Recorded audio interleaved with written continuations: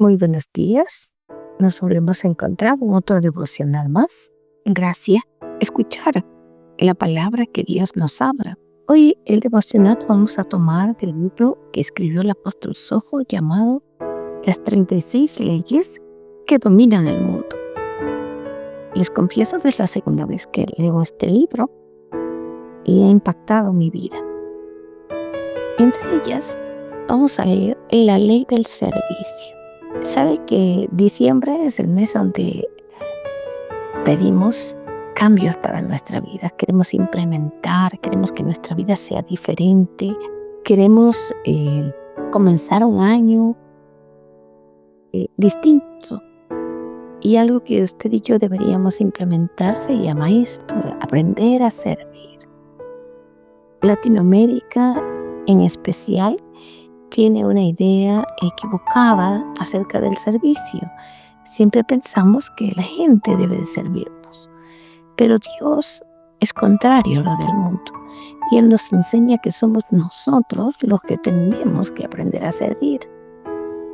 Y dice que el que sirve domina el mundo. Comienza diciendo, grandeza no es lo que otro pueda hacer por ti, sino en tu amor y eficiencia sirviéndole a otros. Mire, aquí nos habla de dos cosas, amor y eficiencia. No solo tenemos que servir, sino que ser eficientes en el servicio.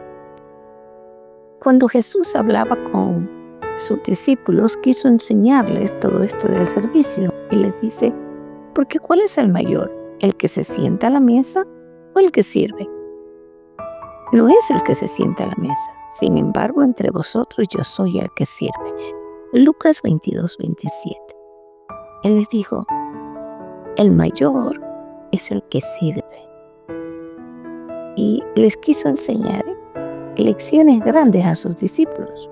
Y aquí nos dice el apóstol Soho, dice, los que terminan dominando el mundo son aquellos que tienen una mayor profundidad en su calidad de servicio. Esto no se entiende con la mente humana, pero es una ley y siempre será así. Las leyes no se cambian porque usted y yo lo entendamos, porque a usted y a mí nos guste. Las leyes simplemente se cumplen. Pero cuando nosotros nos acogemos a la ley, recibimos los beneficios de estas leyes. Y dice acá que millones y millones de personas han tenido la gran oportunidad de triunfar. Pero la mediocridad en hacer las cosas los ha llevado a la ruina y al desastre. Y yo creo que he perdido muchísimas de esas oportunidades. Estoy haciendo memoria, desde ayer leí esta parte y decía así, en realidad he perdido muchas oportunidades de triunfar, pero he dicho, bueno, ¿y para qué? Recuerdo que cuando yo era niña, una adolescente, teníamos la mentalidad que con tal de pasar el grado estaba bien, no necesitábamos tener notas excelentes.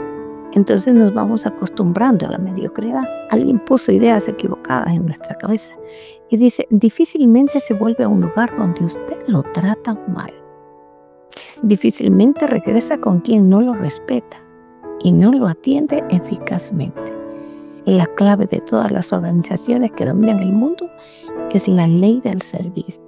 Hace unos meses viajamos con mi esposo a Estados Unidos y luego a México y tuvimos la oportunidad de tomar varias aerolíneas, ¿sí? Y en realidad nos pudimos dar cuenta de la falta de servicio que hay. Solamente le digo que hubo una aerolínea cuando tomamos de Miami a México que nos dio un servicio eficiente. Y qué bien que nos sentimos, y en realidad nos dio una pena no volver a tomar en la misma línea, porque creo que para Ecuador se canceló, pero fue el único lugar donde fueron gentiles con nosotros, donde los asientos eran cómodos. Viajamos en clase general, no fue primera clase, pero estos asientos eran cómodos, eran amplios. Pero en el resto de las aerolíneas ha cambiado tanto el servicio que no sé si por llevar mucha más gente hicieron los asientos más estrechos y súper incómodos, no tienen confort. hoy ya no le sirven ni siquiera un refrigerio, a pesar de que usted mínimo un pasaje de avión está pagando cerca de $300. Pero hoy se han inventado los desayunos del cielo. ¿Qué quiere decir? Que ellos venden el desayuno allá. Es un servicio muy diferente. Hace otros años que también tuve la oportunidad de viajar, donde a uno lo atendían muy bien.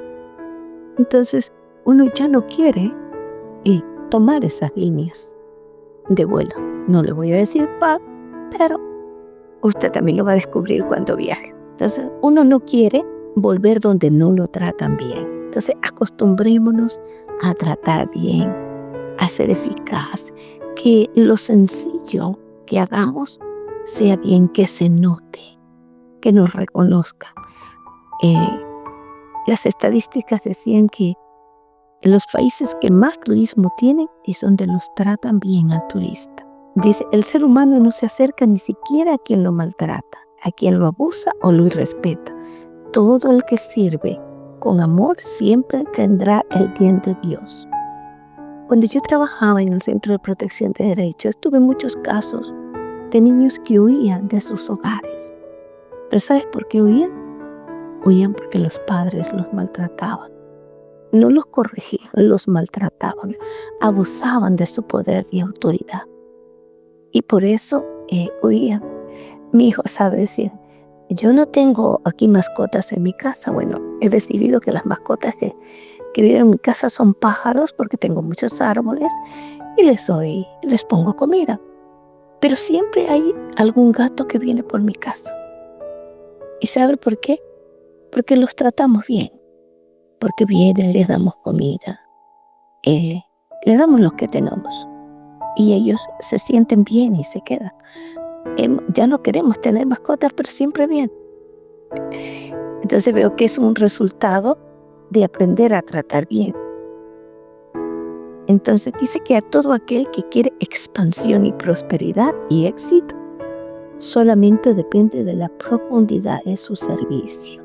Entonces, mire, ahora lo que necesitamos es trabajar y decirle, Señor, enséñame a servir, enséñame a hacerlo todo con amor, enséñame la grandeza del servicio, porque además cuando usted lo hace, todo tiene su recompensa. ¿Usted sabía que la palabra gobierno realmente es servir? Sí. Pero nuestras autoridades creo que aún no lo entienden, pero estamos orando por eso. Y nos dice que Juan 13 dice, porque ejemplo os he dado, para que yo como yo he hecho, vosotros también hagáis.